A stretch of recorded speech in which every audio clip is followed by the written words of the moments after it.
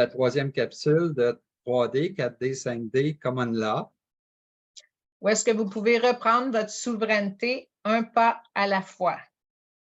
Bonjour Marie-France. Bonjour Yves. Aujourd'hui, on va voir, je retrouve un bon ami pour faire la capsule avec nous, c'est Denis Drapeau. Bonjour, bonjour. Bonjour, bonjour Denis. Bonjour Marie, bonjour Yves. On veut profiter de ton expertise aujourd'hui. Ben, écoutez, je vais essayer de faire du mieux que je peux. OK. Bon, ben, moi, je suis là pour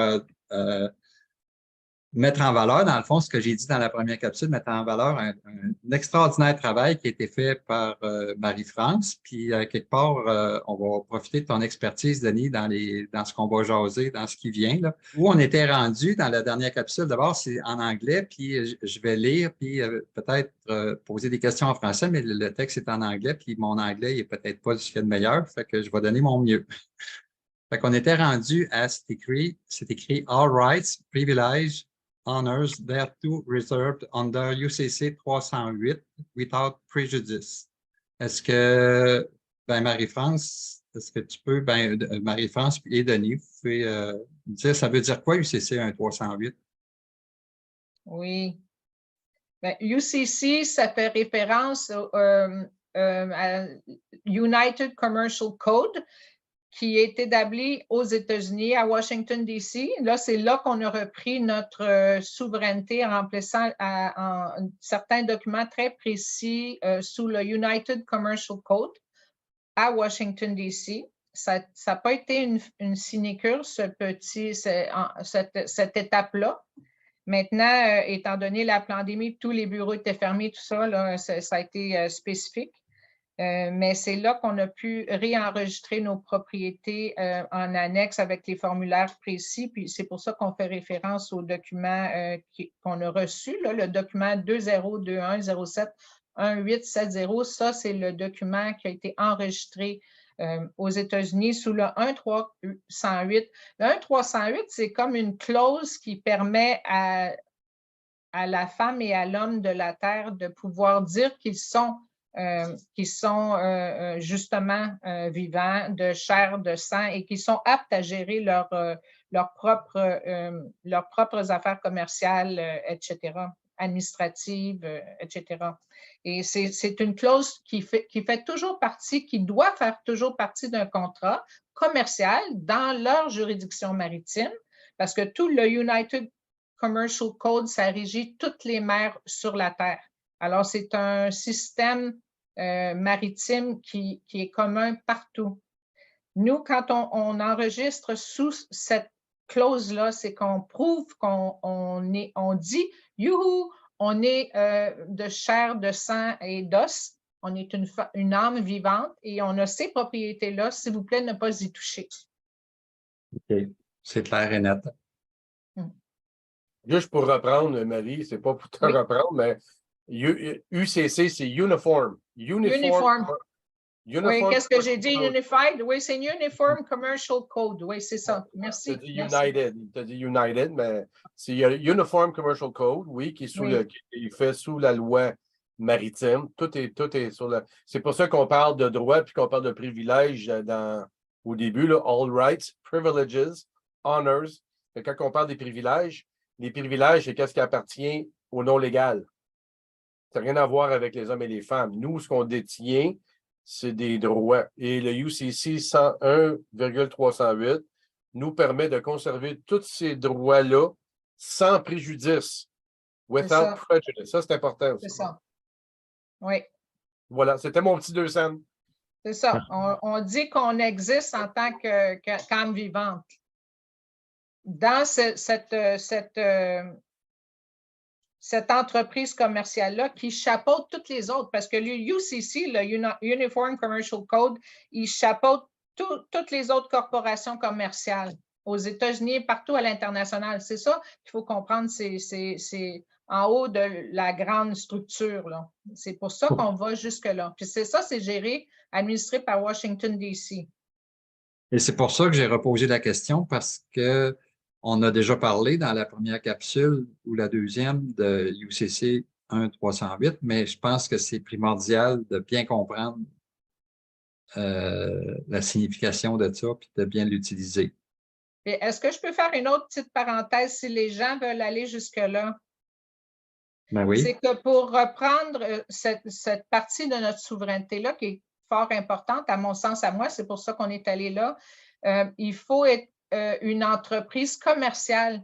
Puis à ce moment-là, le bénéficiaire parle au nom de l'entreprise commerciale. Donc, on avait une LLC aux États-Unis, c'est comme une corporation Inc. au Québec, là, ou Limited. Et puis, on a utilisé notre LLC ou une de nos LLC pour pouvoir faire ce travail-là sous le United Commercial Code et ensuite faire parler la bénéficiaire, la femme principale de fait ou l'homme principal de facto. Sinon, on ne peut pas le faire. Fait que je dis ça aux gens, s'ils veulent le faire, il va falloir qu'ils passent par une structure commerciale. J'ai une question par rapport à ça. C'est bon le point que tu amènes. La question que j'aurais, parce que étant donné que tous les noms qui sont des noms légaux, dans les faits, sont des corporations, est-ce qu'on pourrait utiliser quand même le nom légal? Oui, tu veux dire dans les formulaires du UCC quand on enregistre? Oui, quand on enregistre, ben, on a un nom légal. Hein. Notre nom légal, lui, il est enregistré avec un certificat de naissance. Fait que lui, c'est un nom légal. Pour moi, ça, c'est déjà une corporation. OK. Je comprends qu'est-ce que tu veux dire, mais ils ne nous le permettent pas. OK. C'est pas comme ça que c'est très difficile à entrer dans leur système. Okay. Parce que les agents vont te bloquer. Si tu ne fais pas partie d'un bureau de shérif, par exemple, où tu veux enregistrer une vente ou une acquisition d'un terrain ou d'une propriété, là-bas aux États-Unis, ce ne sont pas via les notaires, ce sont via les shérifs qu'on peut faire ça. Alors, il faut toujours passer par un bureau professionnel. Moi, j'ai passé par un bureau qui était une sorte de plaque tournante, si tu veux, entre différents bureaux de shérif pour pouvoir avoir accès au UCC. Okay. Mais non, ça ne fonctionne pas. Si tu utilises juste ton nom en lettres majuscules, ils ne te laisseront pas rentrer. Ils ne laisseront pas rentrer. Okay. Non. Parfait. L'autre point après, l'autre ligne après, c'est marqué to all, here, now and in the future. Ça, tu as écrit ça. Moi, j'ai fait des documents avec Denis, puis on écrit ça d'une autre façon. Là, pour le moment, me semble, comment qu'on écrit ça, nous autres, Denis? Ça s'applique, en fait, c'est pour dire que ça s'applique à nos descendants aussi. La décision le jugement qui est rendu là s'applique à tout le monde et la descendance incluse. C'est ça que ça veut dire?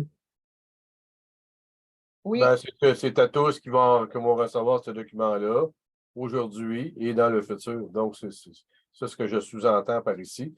Moi, le terme que j'utilise souvent, c'est parce que quand on reçoit des lettres et qu'on veut ramener ces lettres-là dans le temps, c'est qu'on veut les ramener à aujourd'hui, on appelle ça nunc pro tunc. Nunc pro tunc, c'est que tu reprends les documents du temps. Donc, tu arrêtes le temps, tu ramènes le temps d'avant à maintenant. C'est ça que ça veut dire, nunc pro tunc. Okay. Donc, est-ce que c'est la même signification aussi? Je pense que c'est la façon que c'est écrit ici, pour moi, c'est correct. Là, c'est parfait. Oui, puis moi, je l'ai mis to all here now and in the future parce que dans ma tête à moi, oui, je m'adresse à ceux qui vont le lire présentement, ceux qui vont écouter nos capsules vidéo, etc.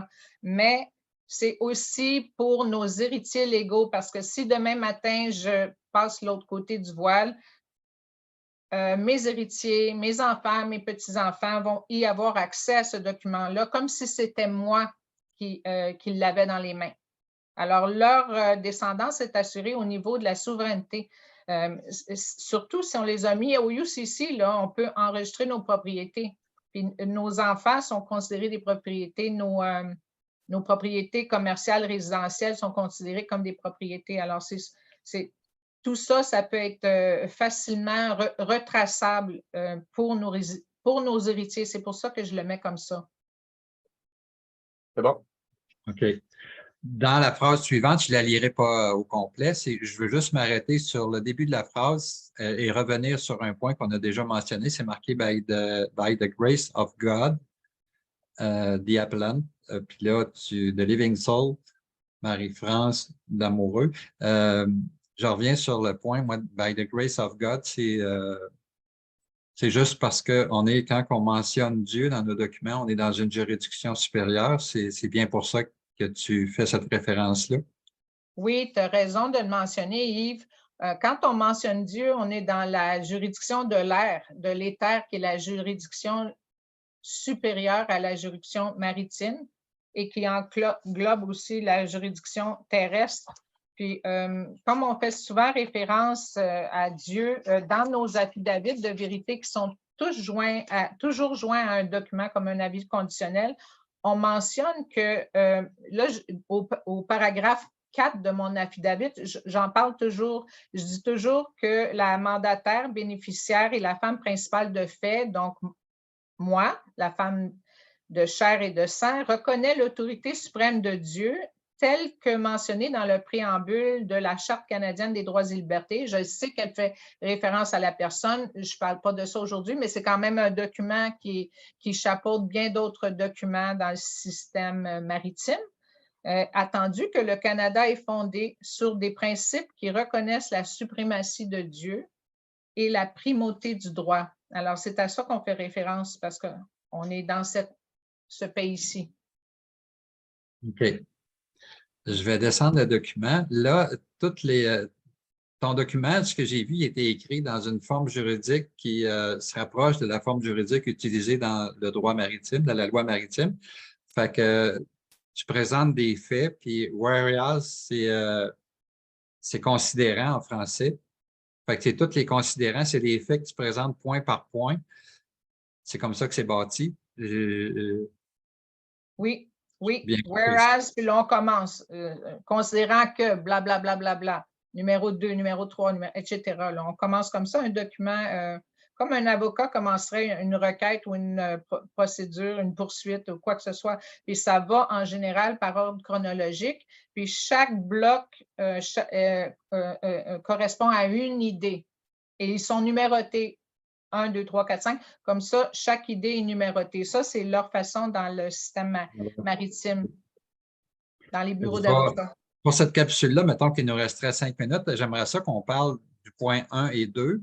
Puis là, moi, sans les lire, peut-être que toi, tu peux le lire et le traduire, puis discuter avec Denis de ça, mais dans le point 1, tu reprends possession, dans le fond, de ce qu'on a. Le superior title, c'est l'enregistrement de naissance vivante, et tu reprends possession du certificat de naissance.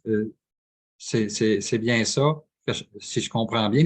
C'est des documents que tu as envoyés qui conduisent à ça.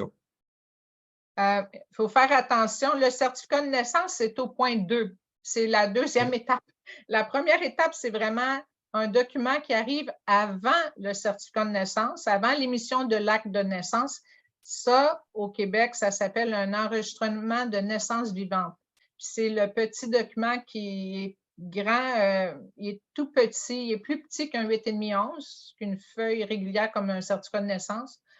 Et c'est ça c'est le premier document qui prouve qu'une âme vivante est arrivée sur la Terre. Mais là, c'est pour ça qu'on appelle ça un superior title. C'est le titre supérieur. C'est celui-là qui est juste sur microfiche au microfilm ici au Québec. Il faut l'obtenir. Il nous envoie la copie de microfilm. Et puis là, je suggère aux gens d'en faire au moins 3 photocopies. Peut-être, Denis, tu pourras donner tes avis là-dessus, mais en faire au moins 3 copies originales sur lequel, là, tu vas aller voir le premier notaire, etc. On va parler avec qui il faut aller voir qui avec ces documents-là.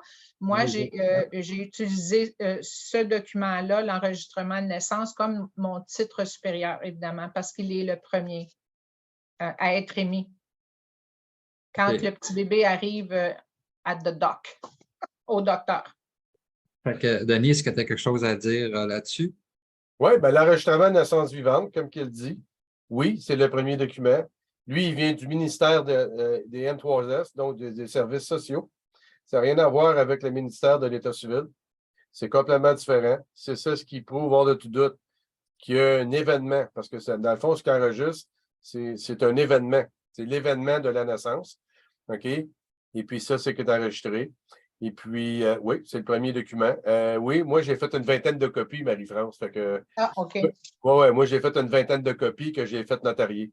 C'est le Bon, notaire c'est qui a ça. reconnu. J'ai amené le copie originale envoyée par les M3S. Et ça, tu dois faire une demande d'accès à l'information. C'est la seule façon qu'on peut avoir ce document-là. C'est une demande d'accès à l'information. Et vous devez demander simplement l'enregistrement de naissance vivante au nom de TIC. C'est tout, au nom. Puis si vous avez le numéro, tant mieux.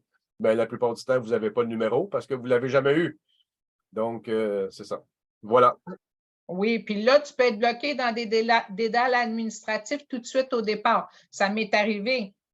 J'ai eu affaire à un agent du ministère des Santé et Services sociaux, le MSSS, qui m'a envoyé un lien pour avoir accès à mon document en microfilm.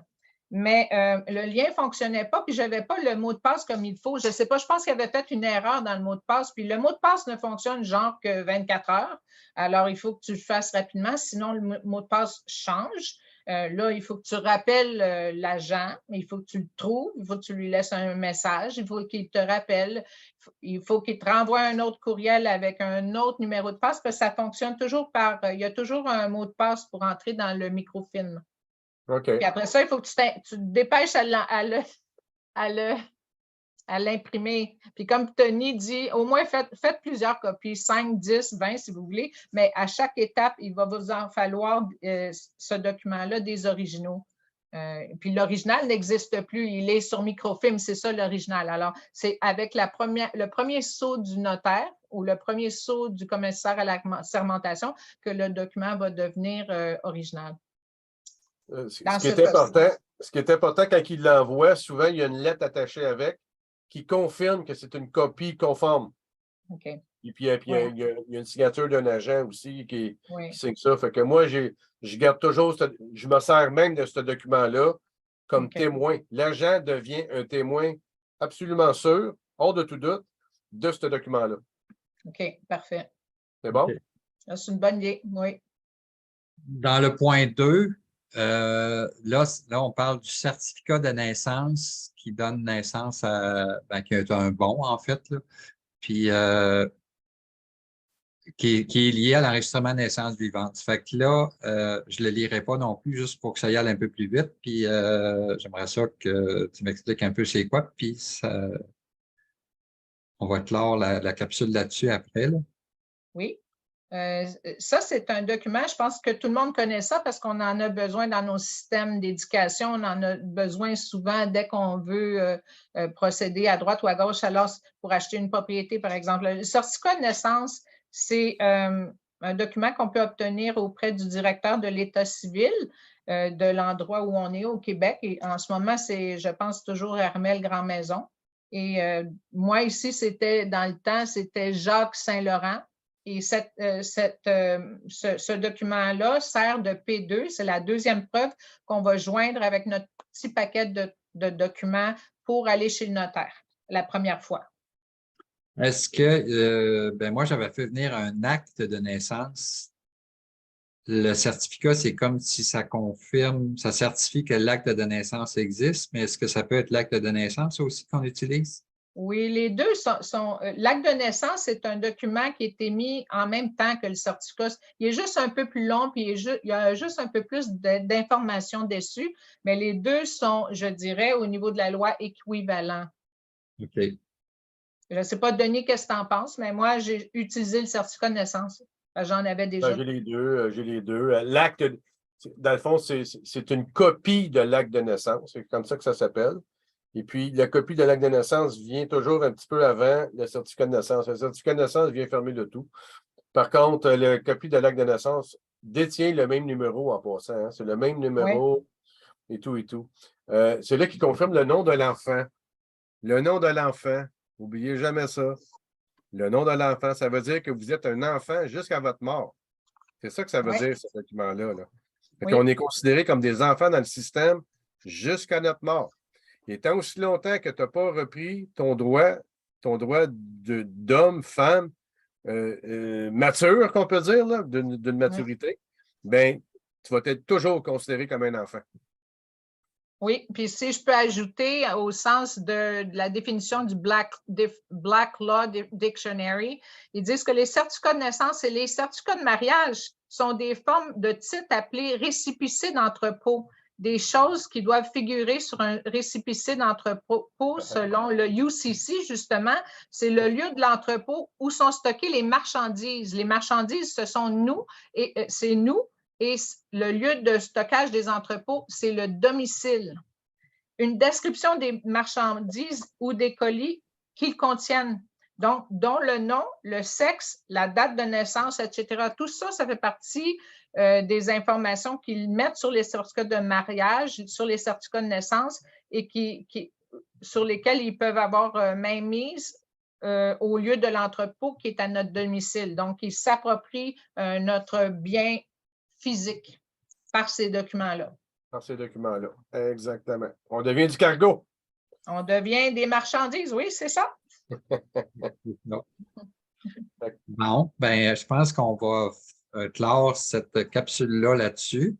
Je vous remercie beaucoup, puis on va revenir avec une autre capsule pour la suite. Parfait, merci Parfait. à vous. Super. Bye-bye.